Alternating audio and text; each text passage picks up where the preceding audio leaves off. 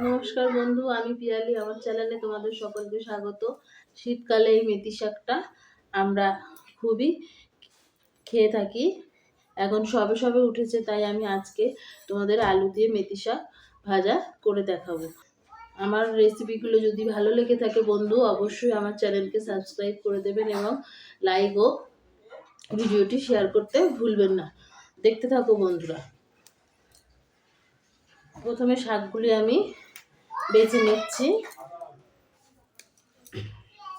তোমরা এরকম ভাবে বেছে নেবে, তারপরে শাকটাকে আমি কুচিয়ে নেব। মেথি শাকগুলো কাটা হয়ে গেছে বন্ধু, এবার আমি মেথি শাকটা কুচিয়ে নেব।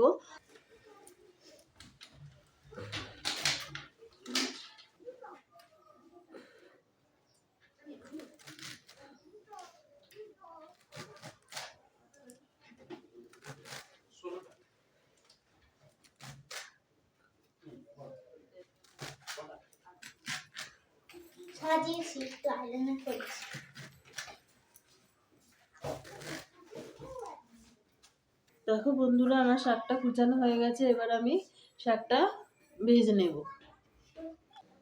দেখো বন্ধুরা, আমি কড়াতে তেল দিয়ে দিচ্ছি। কালো জিরে দিয়ে দিলাম তেলের মধ্যে। কালো জিরেটা একটু ভাজা ভাজা করে আমি ডুমো ডুমো করে কেটে রাখা আলুগুলো তেলের মধ্যে দিয়ে দিলাম।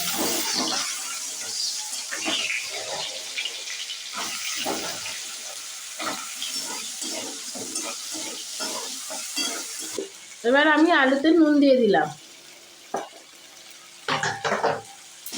আগে আমি আলুটাকে ভেজে আলু ভাজাটা করে নেব, তার হলুদ গুঁড়ো দিয়ে দিলাম।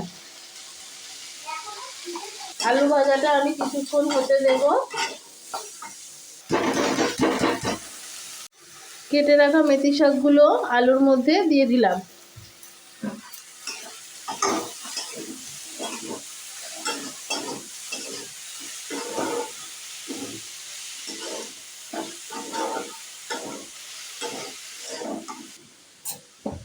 মেথি শাকটা দিয়ে আমি আলুর সঙ্গে ভালোভাবে মিশিয়ে নেব।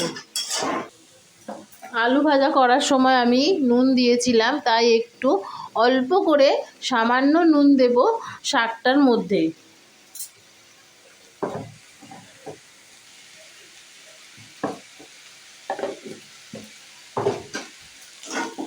নুনটা আমি ভালো করে মিশিয়ে দেব।